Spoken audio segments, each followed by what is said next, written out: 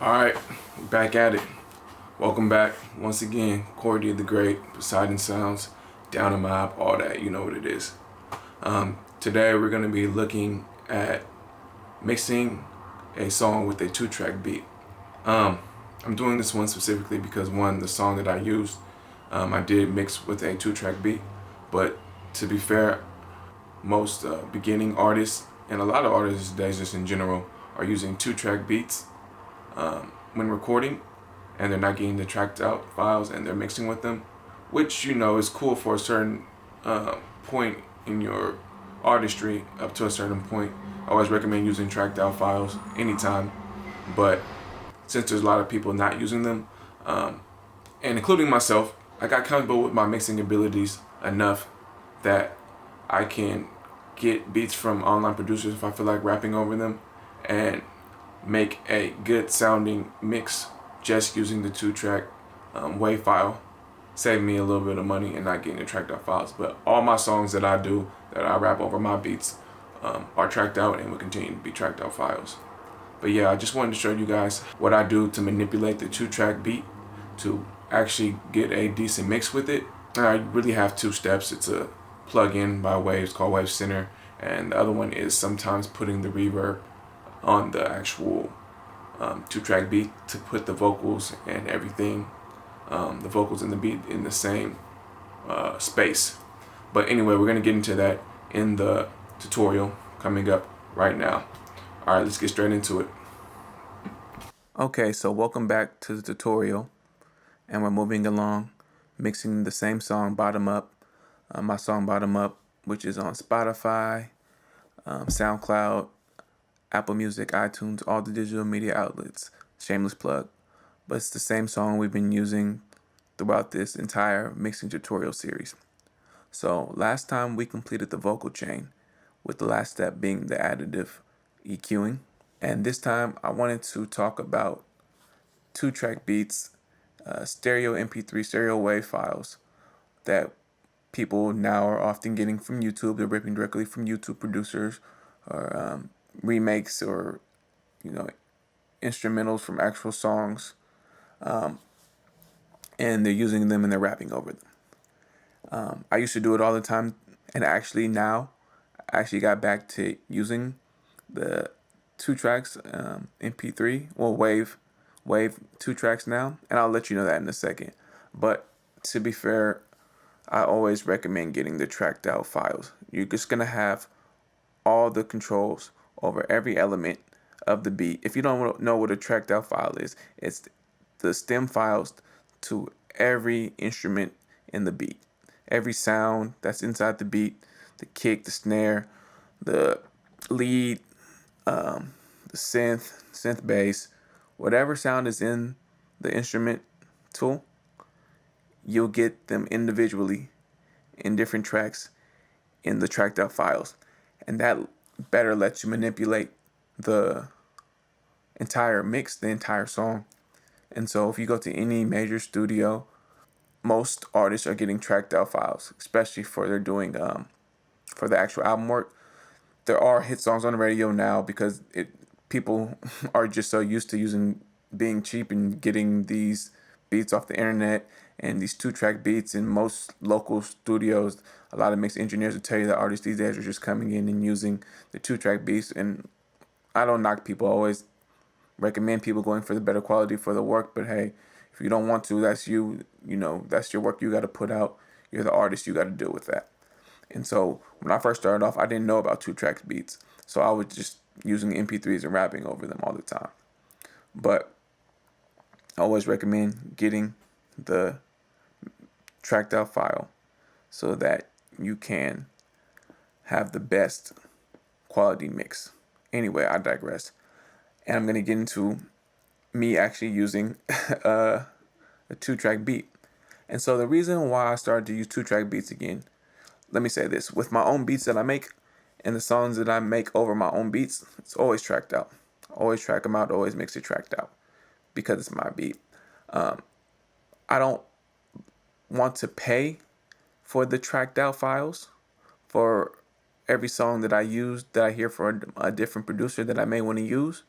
usually run about like $75 to $100 a tracked out file, and you know that can be expensive, but a lot of producers, online producers, have deals where you buy one, you get two free. But either way, that gets a little bit expensive. So for me personally, I got comfortable enough with my mixing skills, and I learned enough that I can make my song sound good without having the tracked out files. I can make it sound decent without having the tracked out files. It's always going to sound better with the tracked out files. It's always going to sound better. But I found a way to make it decent. And what I learned just from reading in from other online YouTube mixing engineers and through tons of forums, I learned how to make a decent mix with a 2-track beat. And that's what I wanted to talk about today. So on the beat, I have this plugin called Wave Center. And if you're going to be doing these 2-track beats, mixing them for people, get yourself the Wave Center plugin. I don't know how much it costs. I'm pretty sure it's cheap, maybe like $30 or something. But this is what you need. This is what literally gave me the confidence to even want to rap over 2-track beats. Like it's just cool what this plugin does. There's other ways to attack 2-track beats, like you can split up the tracks into like 3 different tracks. You split up the beat track into 3 different tracks, EQ'd separately for lows, mids, and highs. That's one way to attack it, and you can manipulate the beat using those 3 tracks. That's one way to do it, but that's a little bit more complicated, a little bit more advanced. And to be fair, with mixing, it already takes a long time, so I like to use the easiest method possible. And so with this beat, I used the Wave Center plugin. And what the Wave Center plugin does is it allows you to manipulate the high and low frequencies in the stereo field. So I put it directly onto the 2-track channel. And here I have my lows, which I'm going to find like my kick drum is going to be present there, and your voice, kick drum, all your low frequencies are going to be in the low, controlled with this low knob. In the higher frequencies, like some parts of your snares, delays, reverbs are going to be found on this side.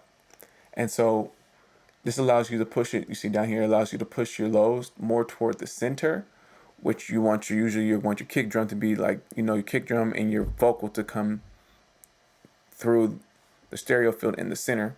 Those are the 2 focus in hip hop. And you can also move it to the sides. So, and the punch controls the transients and where you want the transients to be most prevalent through in the sound field. It also allows you to boost center information, reduce center information, and it also allows you to boost side information and reduce side information. So I'm going to solo the beat, and actually I'll talk about this reverb in a second. Let's play the beat.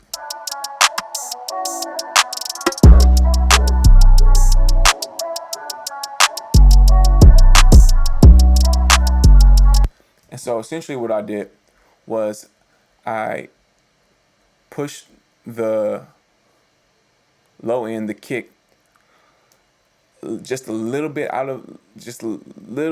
moved it a little off from the center to make room for my vocals to be in the center. So since the 2-track beat is already mixed, you don't have control of, panning or like any type of arrangement with the instrumentation. So this is what this center plugin allows you to do. It allows you to move some of that information that's locked in the mix and move it around within the stereo field. And that's honestly the best you're going to be able to do when you're mixing with a 2-track beat. So I basically lowered the center by 1.7 dB, about 1.5 dB, to give me room for my vocals, because like I said, the vocal is going to be in the center. And I pushed the kick a little off from the center, and I moved my highs. I moved them closer to the sides, and basically I raised those side information up by, let's see, 3 dB. I think that's a little bit high for me doing that, but I felt it was needed, so I did that. I usually don't go that high when I'm using this plugin, but whatever the mix needs, that's what I do, and it worked for me.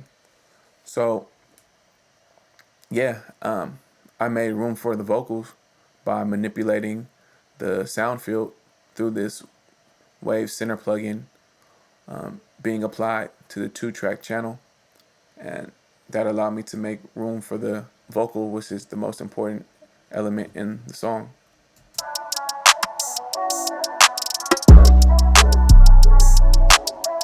And then I'm gonna bypass it. Show you niggas how to build it from the bottom up. Yeah, no games. I can show you niggas how to build it from the bottom up. Huh? What you say? I can show you niggas how to build it from the bottom. And so the kick competes less with the vocal.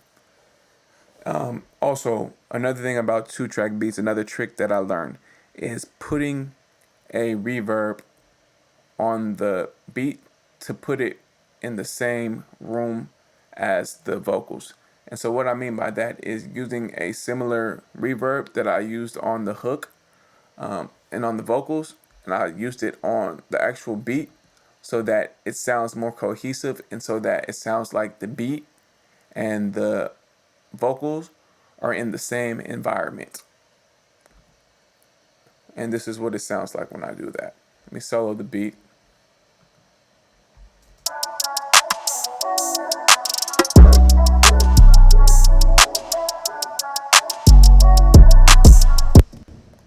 And then I'm gonna play it with the vocals.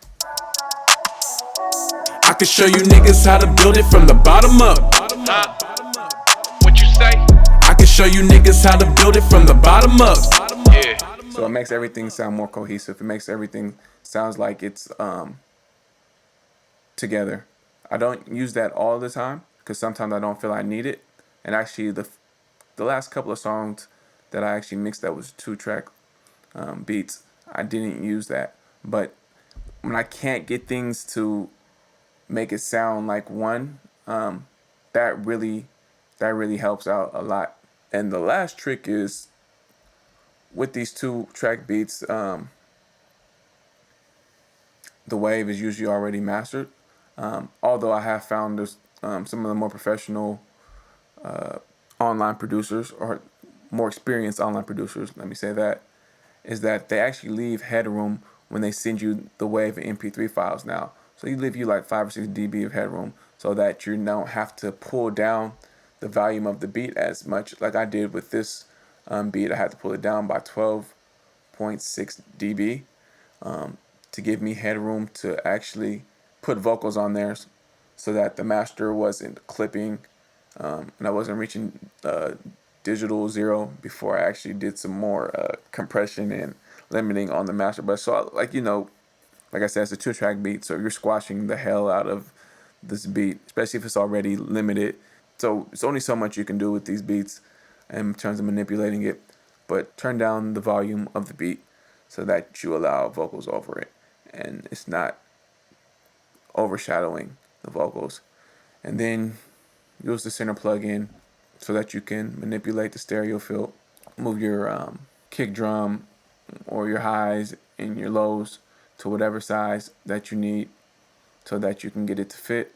Actually, let me show you a little bit more features with this because I didn't do that, but let me exaggerate some stuff. So this is going to play just the side information when I do this.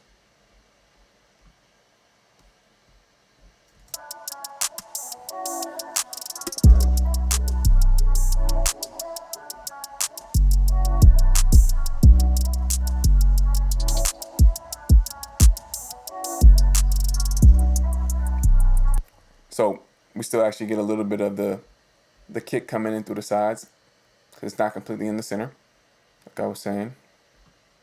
And then that's a negative.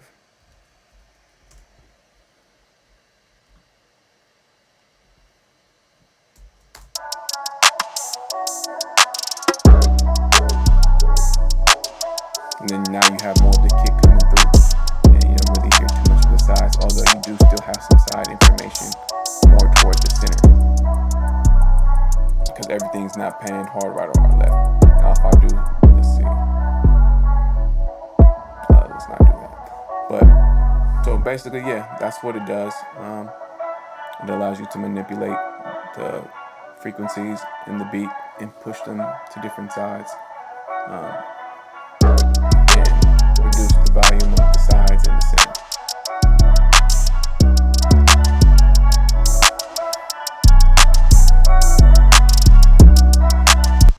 So yeah, and that's how I attack a 2-track beat when mixing.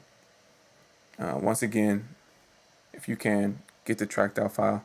But if not, like for me personally, with songs I just want to do as a single that I don't produce myself, I don't mind using an MP3 or a WAV file to mix, just because I'm comfortable in my mixing enough to get a good balance, or what I think is a good balance.